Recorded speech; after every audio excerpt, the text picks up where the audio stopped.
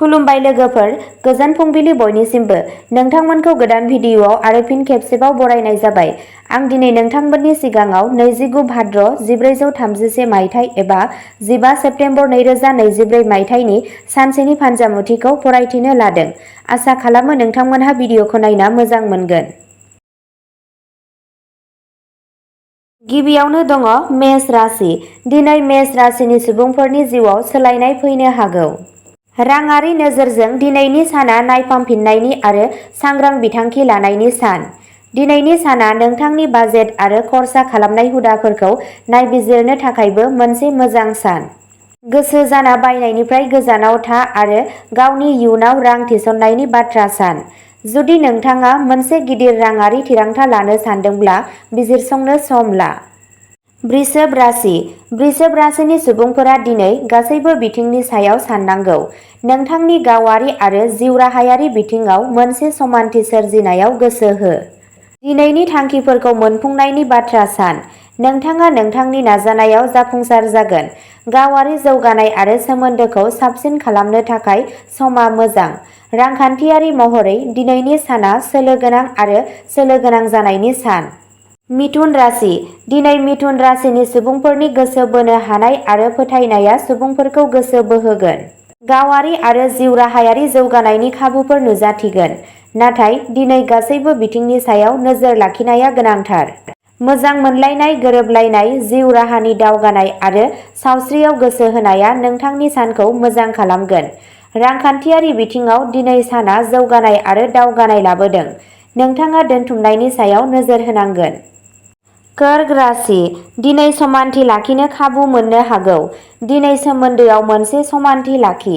जिउ राहायाव सोलोजों दावगालां आरो रांखौ सोलोजों सामलाय। गावनि सावस्रिनि फारसे गोसो हो। दिनैनि साना सोमोन्दोखौ गोख्रों खालामनो थाखाय मोनसे मोजां सान। दिहुनथायखौ गोनांथि हो आरो नोंथांनि खामानिनि जायगायाव खामानि माव। जुदि नोंथाङा रां थिसननायनि खाबुफोरनि बादै रोखा नङा, अब्ला सासे राङारि रोंग'साजों सुबुरुन लानायनि बाथ्रा सान। सिंह राशि। सिंह राशिनि सुबुंफोरनि थाखाय दिनैनि फालांगियाव मुलाम्फाया गोबां फालांगियारिफोर आरो फालांगियारिफोरनि मोखांआव खुसि लाबोनो हागौ।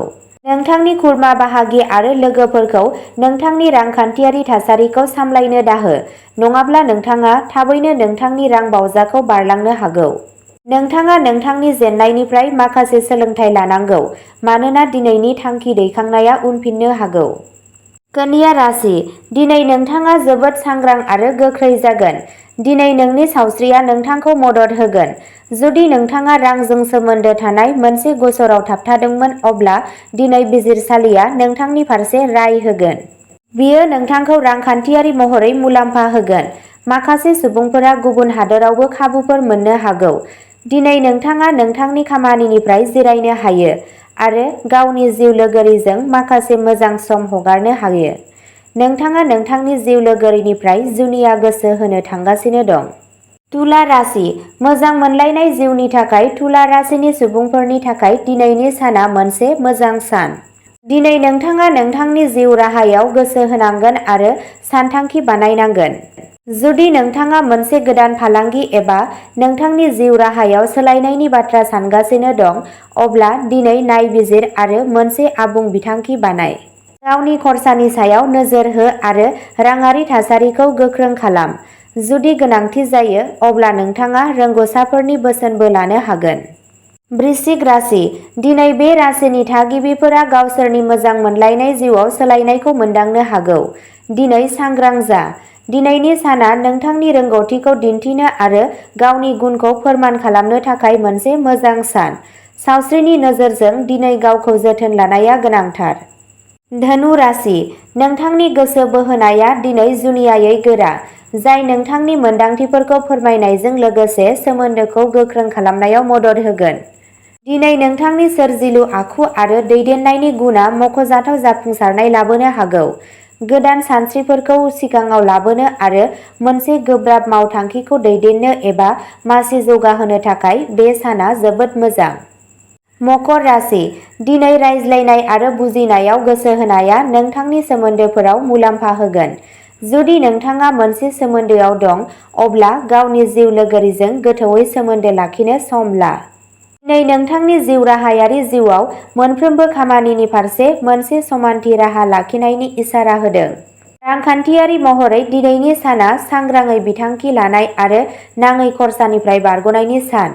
बांद्राय खामानि मावनायनिफ्राय गोजानाव था आरो गोनांथि जायोब्ला जिरायनो सम ला।